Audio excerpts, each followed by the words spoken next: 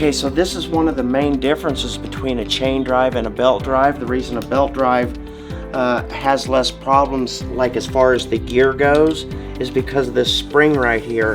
It makes a big difference because when the opener first starts to go, it will absorb that initial jolt and it'll keep the gears from going out in the garage door opener, make them last longer.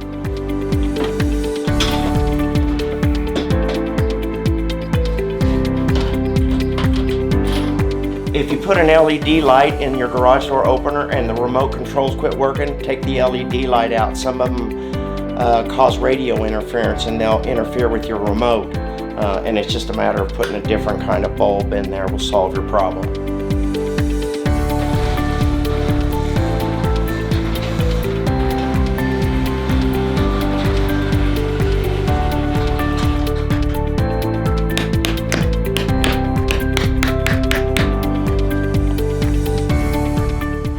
Another quality garage door replacement by Able Garage Door Service.